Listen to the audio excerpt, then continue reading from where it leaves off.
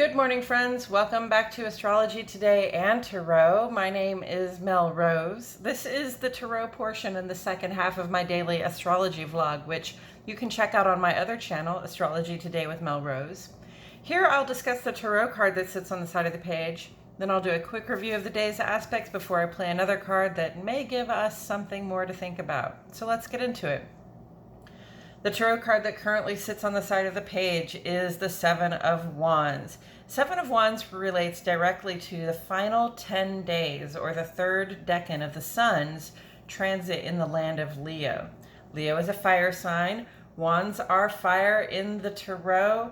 And so we come to discuss fire element symbolism, which is about drive, spark, motivation, initiative, restlessness, impatience, the things that come up within us that really want to move us into action, to make some achievement, to reach some goal. And so here we are with the Seven of Wands, and we find a person in a position where they're sort of defending a high ground, right? So in the last card, it was the Six of Wands, and everybody had turned out to celebrate the grand achievement that this person had made. And close behind the celebration, of course, comes the competition. So once you have, sort of collected all the social and political and even monetary and physical capital that may have come with your achievement, now people want to get you to share it with them, right? Or find ways to take it away from you, or find ways to get you to use it for them. So there's a lot of competition out there, and you may find yourself in this position of having sort of to defend what it is that you earned, through your own drive and determination. And, that's normal, absolutely, if you have earned something and somebody's coming for it, especially if this is the ground you were planning to land on and stay, right? Then you might have to do some defense. You might have to get a little more earthen and start thinking about security as well, putting up some walls and maybe having some people there to help you out, right? But, then it really kind of depends on what you're trying to do with that capital that you've gained. Are you trying to just rest there? Are you trying to just live on that capital? Or is this to be the springboard for your next, bigger, grander endeavor? Because if it is, then, spending your time defending that ground against other people is really only going to be useful to you for so long, right? We've got to figure out the way. We've got to use our brilliant brains to find a way to pivot and move forward. And with that said, I'm going to go ahead and shuffle the cards while I remind myself and the cards that the sun is in Leo. And, today is the sun's last full day in Leo for the year of 2022, so we can recognize that. And I put the gray dog and the gray cat up here. It's funny, I was trying to draw a gray cat over here, and clearly I got a dog, so then I had to go figure out how to make a cat. But Gray Cat was the name of my father's recording studio, and his name was Bob. Today would have been his 71st birthday, so I just want to recognize him. He was an artist and a musician. Someone a lot of people kind of characterized as like the nicest jerk you'd ever know. He knew how to sort of give respect while maintaining his boundaries, and that's a very nice way to say it. He struggled constantly with his own demons. He taught me early on that it's normal and expected that we will sometimes break the rules. And he gave me one piece of advice I'll never forget. He said, "Kid, if you don't take yourself seriously, then nobody else will." So, happy birthday to all you passionate, methodical Leo, Virgo cuspers out there. You drive us all nuts with the extremes you will go to, but in the end, you're too lovable to miss out on. Sun in Leo has been a time when we appreciate and respect what the sun brings to our lives. And we also follow the sun's example by seeking to bring beauty and warmth to the lives of the people around us. Venus in Leo is a time when we become aware of ways that we can demonstrate how we care to others. The waxing crescent moon is in Gemini most of the day. It'll move into Cancer this evening.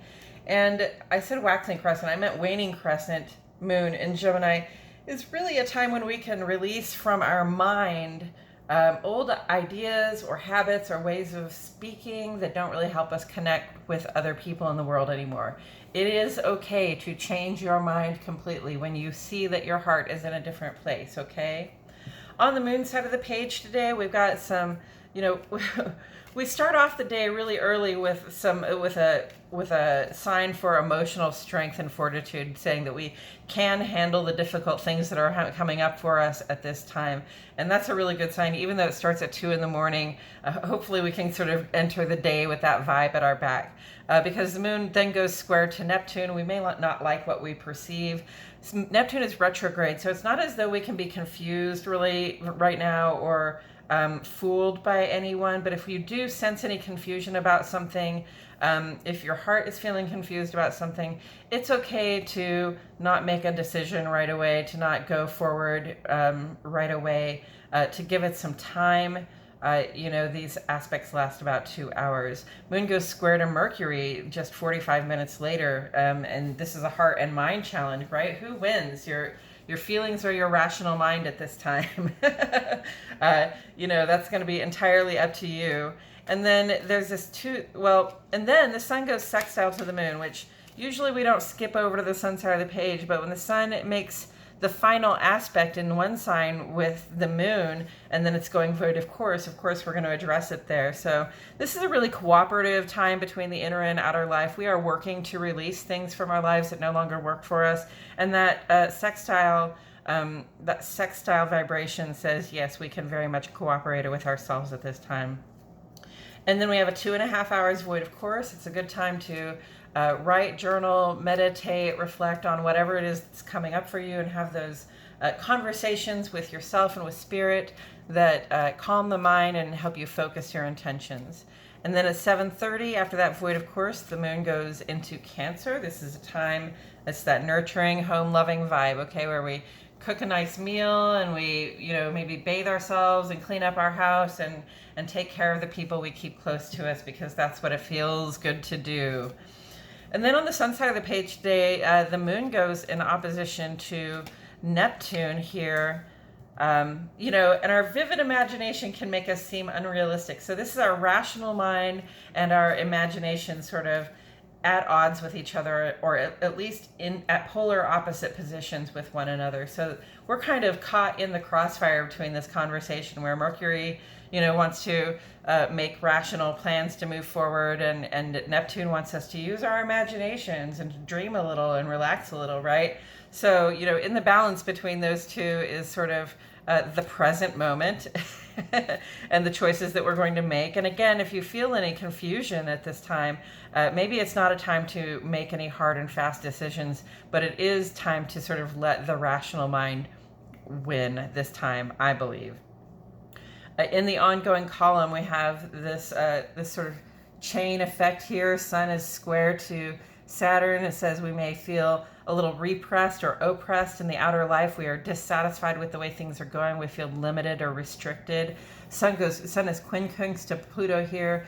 And this is really, we're sort of reflecting on things that we didn't get right before. So on one hand, that can be difficult. The light is being shown on things where we might have done harm or been unkind. And we really have to be open to embracing those facts about ourselves, and also taking the opportunity to see how much we have changed since we did that stuff, right?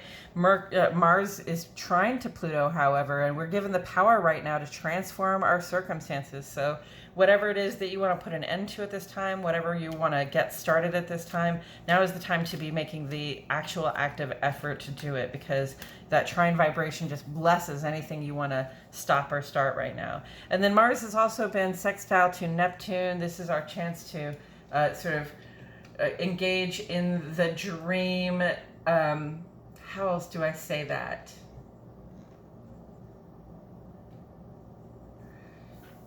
Basically, we're empowered to pursue a more relaxed and embodied way of being. And I've been characterizing this as a bold and sexy vibe, but it's really just a chance to connect, to show up in person with other people, to share about ourselves, to have a little bit of fun, and to let other people know what we like and to interact.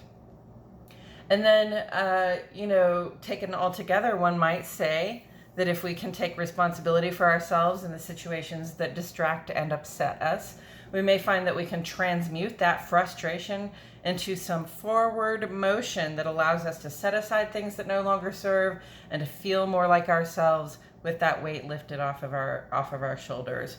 Mercury is trine to Uranus right now. If it can be conceived, if it can be believed, it can be achieved. That's what Muhammad Ali said. Our thinking caps are on right now.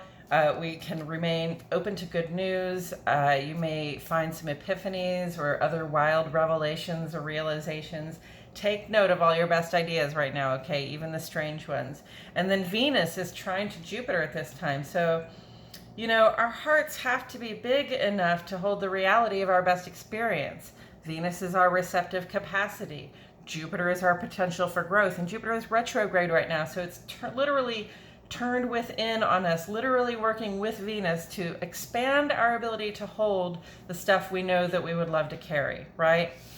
And that's great because we have all this inner work that we're doing with the retrogrades, right? It's a good idea to have these internal conversations with ourselves and with spirit that help us clear out the clutter of the psyche, cutting loose old attachments, and limitations and feelings we've been harboring. Up here, the sun in opposition to Saturn, we may feel limited and oppressed or repressed in our outer life. But another thing that we have an opportunity to see here is in what ways we're getting in our own way, in what ways our own fears and insecurities are producing these issues where we feel these limitations as though they're coming from the outside, right? So we're currently working with 5 retrograde planets, and this list is going to get longer before it gets shorter again. This is a time when the energies of these various planets strike us in a way that can cause us to reflect and reassess how we personally work with them. Let's take Chiron's retrograde as an example this time. Being in a position to reflect on the ways that we have healed will in turn empower us to let down old defenses and to stop being guarded in ways that don't work for us anymore. And this sort of bundle of retrogrades arises and falls a little bit differently every year, and they bring us through these opportunities to adjust our approach to life in various ways. Because there's no end of opportunities to learn, to grow, and expand, and to enjoy what life has given us to enjoy. We just have to take those opportunities, right? Okay. And with all that said, I'm going to turn this over. Oh, the 8 of Pentacles. Now, that's a different one. That's one that we haven't had in a while. I'm happy to see you, 8 of Pentacles. One of my favorite cards. It really kind of reflects what I do every day, which is just the same thing over and over again, just trying to get it right. So, the 8 of Pentacles, first of all, Pentacles is earth. It's about our structure and stability, those structures and networks that we like to lean on for validation and support, and that we have a responsibility to maintaining them. And, among those things is this sort of responsibility we are given to support ourselves to the best of our abilities, right? To do work that will produce something of value for us. So, 8 of Pentacles is your sign just to keep at it, that there is more work to be done, that, that this is a process that if it cannot be perfected, it can still be refined, okay? And that has to do also with our health and our wealth and our finances. We got to keep at the stuff that is good for our health, and we have to keep at the stuff that is good for our finances. We have to be steady and predictable and doing the same thing again and again. All right? And taken together, when the sun is in opposition to Saturn, Pentacles, I automatically kind of looked for Saturn on the page. When the sun is in opposition to Saturn, we may kind of feel like, oh, I'm so tired of doing the same work over and over again. It's so limiting. It's less than I would like to be doing. It is, it is too repetitive at this time. But, also we have this opportunity to see how much we have grown, how much how much better we have gotten at doing this one thing that we have been doing repeatedly. Okay, so it may feel like a limitation, but it's really, it's a key to further freedom, because once we've demonstrated for ourselves and the world that we can do this one thing very well, then we'll be given other projects and opportunities to turn to. Now, taken together with that 7 of Wands, I mean, you've got a defensive position. You've got a 7 and an 8. You've got fire and earth here. So,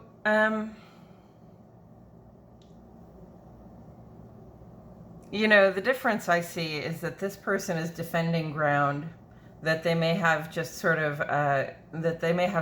just earned or collected in the course of their achievements. Well, this person is actually like building ground. They're actually creating a structure, in which they can support themselves and, be supported. So, here's the question. Do you want to keep the ground that you're on? And if so, then you're going to have to get to work building something so that, you have a good defense around you and you don't just have to fight people off, right? To maintain this ground, you're going to have to fight for it. And you're also going to have to do some really repetitive work that is focused on your own health and your own success in finances, your own ability to build something that will stand for yourself.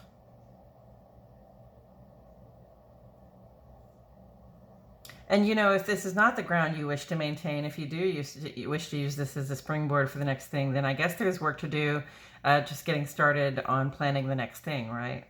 Either way, this is a time to stop being distracted by those people who want you to defend your resources, okay? Put some protections up around them. You do have the higher ground here. You have a little bit of time and space to get to work on the next opportunity. So turn your attention to that. And I believe that's all I have to say about it today, friends. Thank you so much for joining me. I truly appreciate your presence here. My name is Melrose, and I'll see you all back here tomorrow for more Astrology Today and Tarot.